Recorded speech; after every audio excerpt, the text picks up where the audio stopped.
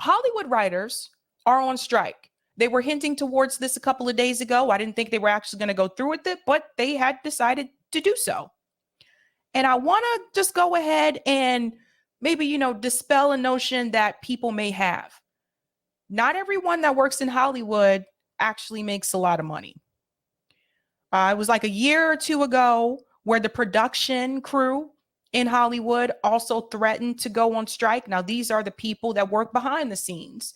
You see their names in the credits at the very end, usually, and most people don't stay that long to see those names. But these were the people who were working with props. These were the people, the costume designers, the people who actually put together the sets. You don't see these people, but without them, these movies and TV shows just do not happen. That's just the reality of the situation. And now we have a strike here with the writers in Hollywood. And I want to be clear about this. No script, no show, no movie. So you need someone to write for these shows and for these movies. Now, one of the things I'm going to point out before we get into the first clip, people were mentioning how Hollywood celebrities have joined them with this strike, basically in a sort of like solidarity. I like when people join strikes in reference to solidarity. I love that. But I've noticed something. Where was the solidarity when the railroad workers were trying to go on strike? It's like people only seem to have solidarity sometimes when it's an issue that affects them directly. And this is something that affects the actors directly because they know, hey, I'm not going to get these roles if I don't have lines. There's no script, right? So it would have been really nice if all of those people would have came out in support of the railroad workers as well. But people look out for themselves, something I've been talking about before. So let's get into this clip here from CNN. Film and TV writers are striking, and here's how it affects you. This is interesting. Listen to this. As of this morning, more than 11,000 TV and movie writers, they're on strike, halting multiple productions and possibly delaying new seasons of some of your favorite shows. What that means is this, that late night TV shows, they will see the first impact. They depend, understandably, on writers for fresh material all the time and in real time, so you could soon be looking at reruns. You may also soon see more reality TV popping up. During the last big strike in 2007, shows like Big Brother and Survivor, they boomed, filling the void when scripted shows were halted. The big difference this time around. I have to pause there and just say something for just a second. Most of those reality shows are also scripted in some way, shape, or form. So let's just be clear here. The Housewives, I know some of you like to watch the Housewives shows, the Big Brothers, the Survivors. Most of those reality shows still have somewhat of a script. So just FYI. But notice who they're pulling in this time. Hulu, Netflix, Amazon Prime, and Disney Plus. This could affect you for those of you who don't watch cable, but you do have the streaming services. Is the vast content universe coming from the streaming services, from Hulu to Amazon Prime, Netflix, Disney Plus. They have tons of shows and movies readily available and can offer new content for quite some time. As for that last big strike in 2007, it left a mark. It cost roughly $2.1 billion after that. I don't know what's going on, Eric, but it's very fuzzy. It could just be, it's clear on Type VNC, but in StreamYard, it looks really fuzzy. I don't know what it looks like on YouTube. But let's go back here for just a second. One sec. Okay. Time around is the vast content universe. Uh-oh, what just happened? I don't know what just happened here. That was weird. Okay, let's try this again. Coming from the streaming services, from Hulu to Amazon Prime, Netflix, Disney Plus. They have tons of shows and movies readily available and can offer new content for quite some time. As for that last big strike in 2007, it left a mark. It cost roughly $2.1 billion after that strike lasted 100 days. Now, right now, media and tech companies, they're grappling with three big issues, it seems. Weak advertising market that has driven stock prices down and driven them to cut costs and cut their labor force. The writers also face a very tough reality right now as well. They say a lack of jobs combined with low pay makes the current situation just unsustainable. Last month, 98% of the members of the Writers Guild voted in favor of this strike. Sarah? So again, before we go into this a little bit further, I just want to remind you, not everyone in Hollywood is actually making a lot of money. So a lot of the people that may be a part of the entertainment industry, but they're not the actors, so to speak, they're not making like $1 million. They're not making like $100,000 a year. And most of the actors in Hollywood are working actors. And these are people that already have another job, whether they're waiting tables or something like that. And they also act at the same time. Most of the actors in Hollywood are not the mega movie stars that we're used to seeing. They're the people whose names you probably never even hear of, right? So 98% of the writers are in favor of going on strike. We're going to get to their demands in a second, but you already heard her say that one of the things they're fighting for, obviously, is the income, the pay. It's too low. So it's a problem. They need to be paid more. And you're going to see just how little they're paid when you compare it to the CEOs of some of these networks that they work for. So keep that in mind. All right. Thank you, Kate. Joining me now is television writer, showrunner, and host of Adam Ruins Everything, Adam Conover. Since you're known for ruining everything, is this your fault? I mean, I'm off the clock right now. We're on strike, so I'm not ruining anything for the time being, except maybe the profits of the companies. All right. Explain why you feel that it is so important that this strike goes forward, that this has to happen now. So the studios and the streamers have tried to turn television writing from a career into a gig job. Writer pay has fallen by 23% over the past 10 years. Even though the company profits have gone up by 50%, they're spending more money than ever on making these shows. They're making more profit from them than ever. But writers... Let's pause here for just a second. Gig jobs. This is becoming more and more popular. I told you there's something similar to this in higher ed. They're called adjunct faculty, where they're not full-time faculty. They work for the university. They teach courses, but they don't receive full-time benefits. A lot of them don't receive health insurance, to be honest with you. Gig work is becoming more common, and this is something I've been trying to warn people about. It is cheaper for the company. It's cheaper for them just to hire you to do a job and not have to give you any benefits. And that is where this is headed. So listen to what he's saying. Now, listen, I have no pity for the actors and actresses here who are out here making millions and millions of dollars. I have no pity for Tom Cruise, okay?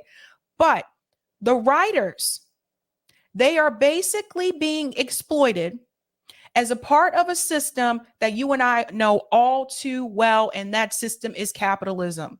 You see, more and more often, these CEOs are finding ways to get the job done for less pay and less labor. And one of the ways that they can do that is by giving people gig work. So they don't have to give them health insurance. They don't have to give them dental insurance. They don't have to give them a paid vacation. If they want to take vacation, guess what? They're just not going to get paid for that time. Increasing contract employees, increasing temp jobs. And this is something that I saw increase over the past 5 years. And that's what I've been trying to warn people about, this gig economy that is coming our way. This is becoming more common and people need to wake up to this.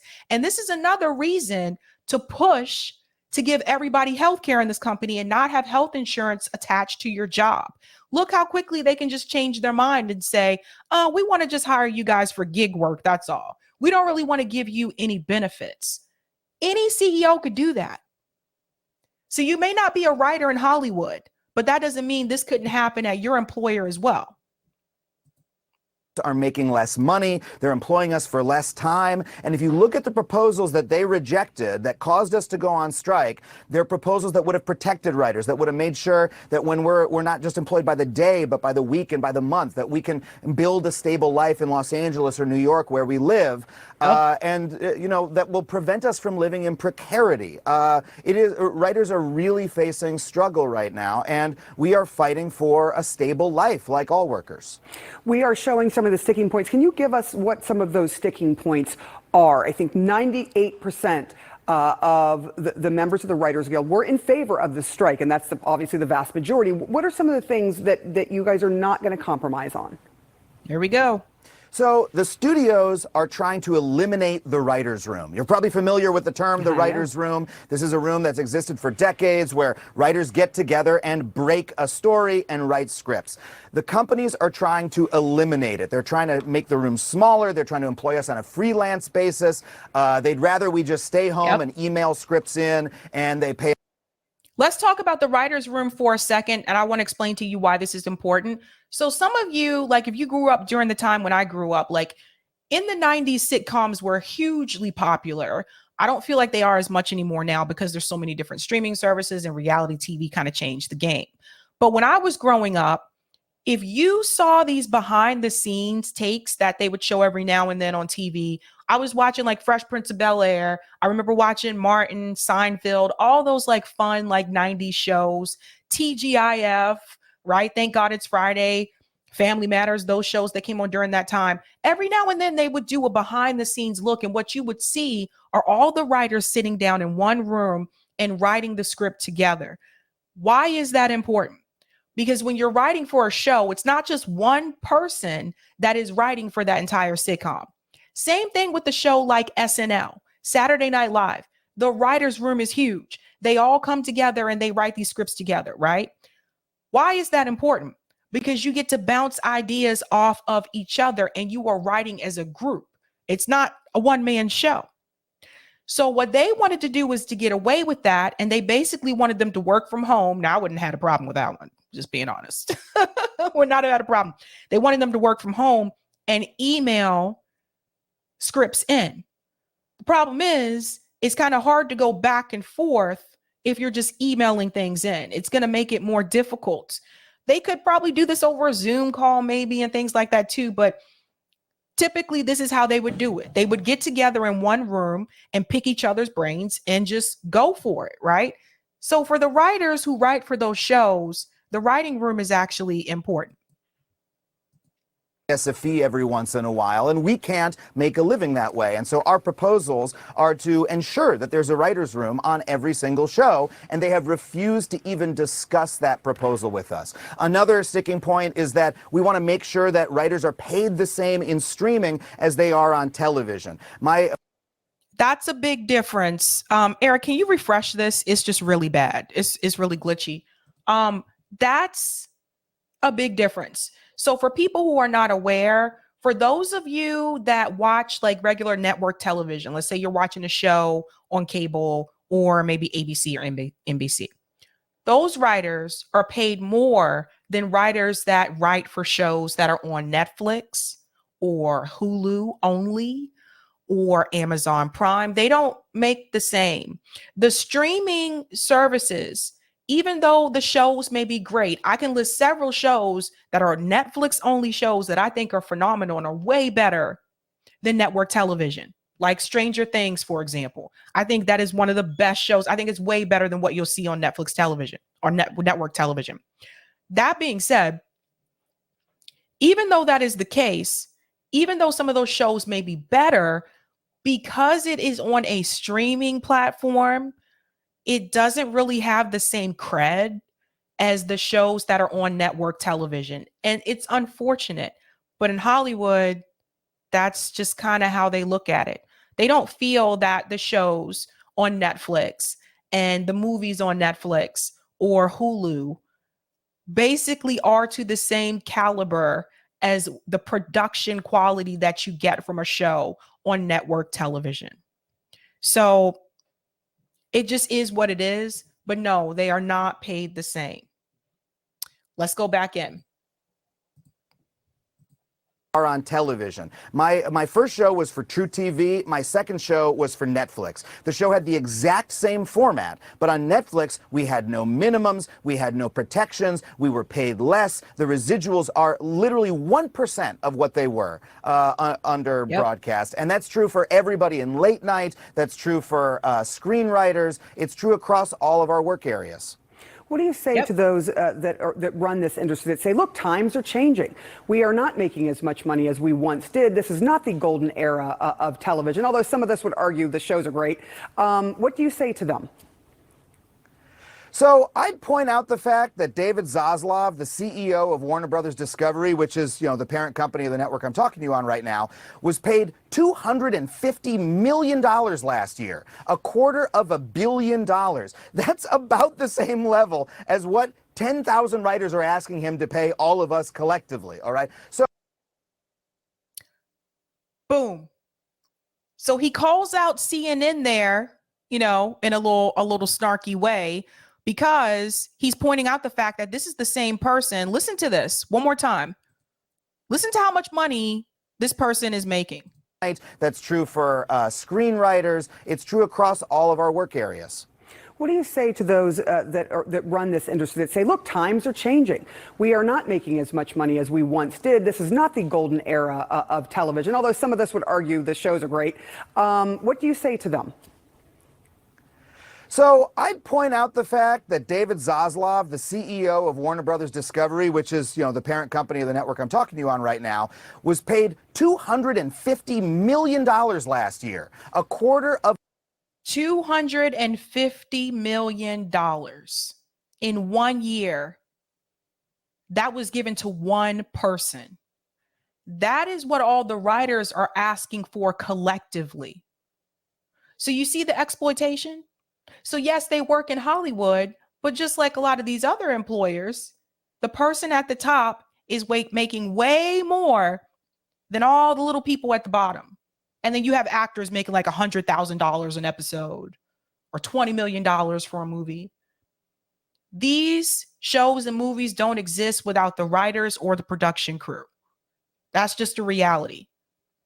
But here we are, exploitation. The CEO is making over $250 million. Does one person need to make $250 million? And the writers are making just enough to get by. Don't forget, prices are higher now. The grocery store prices are high. And you're living in LA or LA County, somewhere close by where they can get to work. It's expensive. It's expensive. So that's part of the problem. The CEO is taking a lot of money. $1 billion. That's about the same level as what 10,000 writers are asking him to pay all of us collectively, all right? So I would say if you're being paid $250 million, Ted Sarandos made about $50 million last year. These companies are making enormous amounts of money. Their profits are going up. It's ridiculous for them to plead poverty when the writers who are making their shows, some of them are not able to pay their rent or their mortgages. I literally know writers who have had to go on assistance because they have not been able to make their year. If you look at these companies, they're making more money than ever. It's the people who make the shows for them that are making less. Adam Conover, thank you so much for coming on because you ruined everything. You may have just ruined my career, but I don't mind. Appreciate you coming on and being very honest and candid with me. So he was willing to call out the individual who owns the network and saying that he's part of the problem. And he said it on that network, right? Now, here's my issue with the writer's strike. People need to be paid a living wage, regardless of what industry that you are in. But what's kind of disheartening is to see all of these celebrities and media personalities speaking up for the writers in Hollywood, especially those who are affected by this, but they were silent when the railroad workers were trying to go on strike. They had nothing to say. There was no solidarity there for whatever reason. And it's things like that to me that are just really upsetting, because I was thinking to myself, imagine if people like Brad Pitt or Tom Cruise, if they all came together and stood up for the railroad workers, that would have received way more attention. And then maybe the railroad workers would have been able to get more. But they were silent. And we talked about this last night. These unions, they need to work together, regardless of the industry. All of these unions need to get together the same way unions get together in the UK and in France and do one huge strike. But I feel like in this country, everybody's out for themselves. That's a big part of the problem. Now, Case Study QB, shout out to him because he had a clip here as well I want you to see. Joe Piscopo talks about WGA West and WGA East strike. Listen to what Joe Piscopo says. Again, this is someone who would be directly affected. So listen to this. When VHS first came out, and I'm a proud member of the WGA, when the VHS first came out, they said, oh, it'll go nowhere. Don't worry about it. When the internet broke, I remember this distinctly. They go, the internet's a little thing. It's not going to turn into anything. And to this day, I get residuals from the Writers Guild, and it's not from the Writers Guild, it's from the producers for like $1, for like 69 cents because of the deals we made in the past. And then now they're talking about streaming. It's got to stop. And this strike is, you know why it's so important, Todd, my friend? It's because it's the working class people of America versus the big corporate giant. That's what's happened. These movie companies are making a fortune, and they've got to just spread. And I don't want to sound like like a socialist or anything, but they got to spread the wealth a little bit because that part right there. That part right there.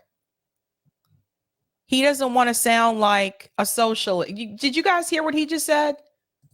I don't want to sound like a socialist, but you have to spread the wealth a little bit. Why not? Why not sound like a socialist? What's wrong with that? Don't say the forbidden word, right, Eric? Socialist, no. Why not? Because he know that word scares people. So what, Joe? Sound like a socialist. Why are you worried about what they're thinking? But this is what he said. He doesn't want to sound like a socialist. We've gone through this year after year after year in the Writers Guild of them taking advantage of us. And I see by my little puny residual checks, and it's time to stop and it's time to stand strong. Yeah, it's not socialism when the people that are asking for the money are actually the ones that do all the work. And basically what they're asking for is like future streams on money that from platforms that really have yet to. They are completely clueless. Listen to what he said when he talks about socialism. He said it's not socialism when, listen to this part. Socialism when the people that are asking for the money are actually the ones that do all the work. And when the people who are asking for the money are the ones who do all the work. I don't think people really understand socialism. Thank you, Marco. Says OMG, WTF, LOL. I don't think people really have a grasp on what socialism is. Socialism doesn't mean that you are not working. I don't know why people assume that. That's not what that means. Socialism is about the workers, but the workers owning the means of the production. What he said there didn't make any sense. And there's no one there to push back on it. Basically what they're asking for is like future streams on money that from platforms that really have yet to even be created or that are so in the infancy, like you said. The studios just say, don't worry about it. Well, the writers are worried about it because they don't want to lose out. Very fitting since today is Karl Marx's birthday. Very fitting. They get it wrong. They get it wrong. What are they going to do? Papa Z Jose says, most people do not understand capitalism as well as socialism. I don't know what to say. I don't know what to say. So, it's interesting. I think it's making some waves. I really do. And we'll see what happens. We'll see how it goes from here. But I want to tell you about the demands because you can't go on strike without having any type of demands, right? Here's what they're asking for. I don't think this is too bad. What do striking Hollywood writers want? A look at the demands. So let's do that. The 11,500 members of the Writers Guild of America went on strike Tuesday after negotiations with Hollywood studios that began in March failed to result in an agreement. The Guild has billed the issues behind the labor dispute as an existential crisis. Writers say they're facing a host of new issues brought on by streaming and other recent technological shifts in the industry. Here's a look at the demands behind the first Hollywood strike in 15 years as the industry braces for a long hiatus. Increased pay. The Guild is seeking higher compensation for writers across the board. Though there are more jobs available to WGA members than ever before, because of the proliferation of streaming services, pay for most writers is down. 10 years ago, 33% of TV writers were paid the minimum rate. Now, according to the WGA, 49% are. Accounting for inflation, writer pay has declined 14% in the last 5 years. The median weekly writer-producer pay is down 23% over the last decade, with inflation factored in. Writers say many of the members aren't even making a living wage. So they are also seeking increases for their pension plan and health fund. Again, if we had health care for everyone in this country, this would not be an issue, the health fund. You wouldn't have to worry about receiving health care from your employer. And there are people on strike there. What else are they asking for? Better residuals. For more than half of a century, residuals have been a foundational way for writers to make money, but streaming has upended those payouts. Writers used to be handsomely compensated anytime their work went into syndication or was sold for overseas territories. Reruns meant a big payday. So if you look at one of those channels like Nick at Night, where they show like the older shows, you ever wonder whatever happened to a lot of those actors, right? Like what happened to the people who were acting in shows like in the 80s or early 90s and they just kind of disappeared? Well, it used to be that technically they didn't have to continue acting if they didn't want to, especially if they were on a show that was on for like 5 years, 10 years, 20 years or whatever. They didn't have to worry about that because of the reruns, because of the syndication, they still receive payment every time those shows aired. But because streaming services have now entered the field, that has changed. So things are changing. Technology is changing a lot of things, even in the entertainment industry. But now series and films often simply land a streaming service and stay there. Streaming services also generally don't share viewership data with filmmakers and writers, meaning writers don't know how valuable their work has been.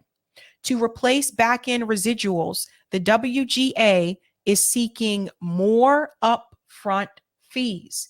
So that's important. I mean, it's true. You can go on Netflix right now. I think Friends is on there.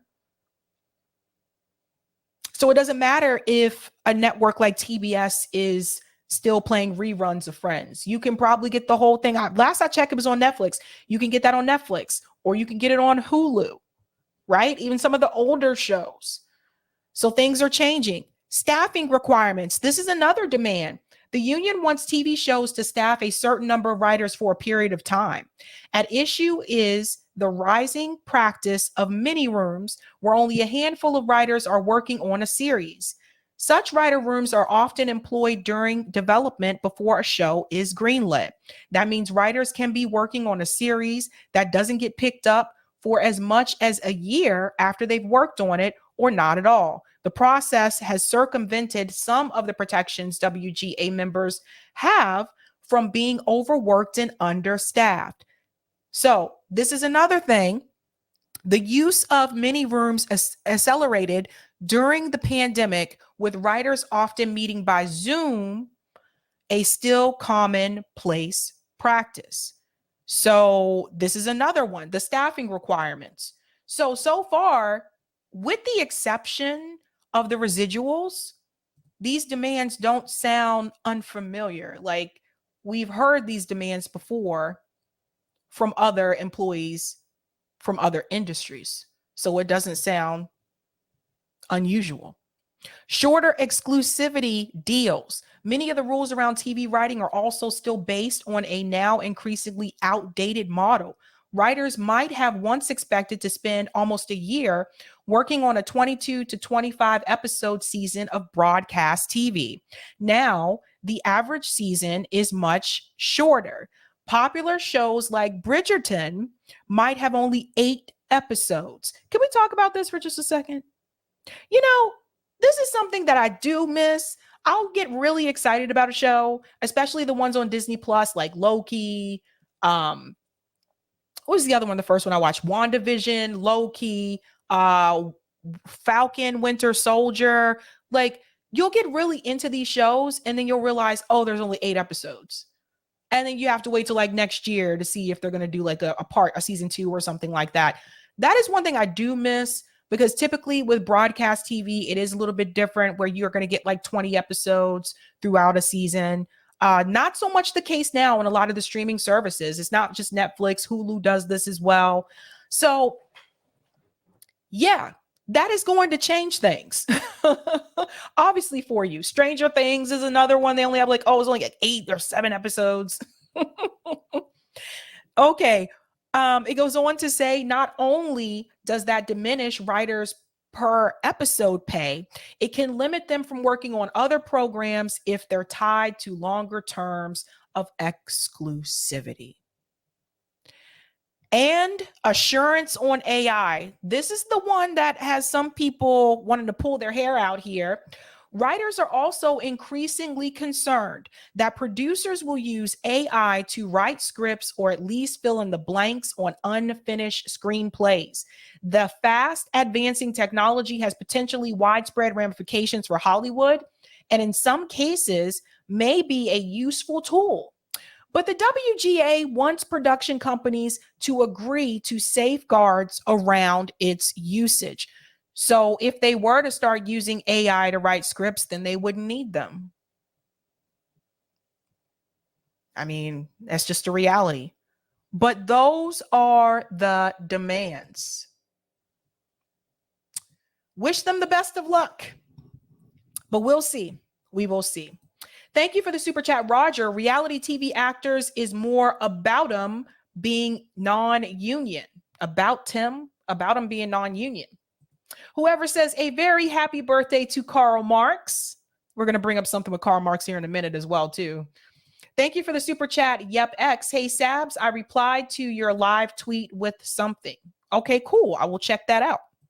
Thank you for the super chat, Zach. Jose gave RBN a shout out on RFK Jr.'s Indie News CHD TV. CHD. I'll have to check that out. I don't know what that is, but I'll check it out. That's awesome. Thanks, Jose. Larez, we don't even have free market capitalism. We have socialism for the oligarchs. LOL. Steven says, will Democrats vote to break this one? Oh, no. Oz, you're exactly right, Sabrina. It's also social conditioning to accept how they want to make more money at our time and expense. Thank you so much, guys. Shout out to Oz.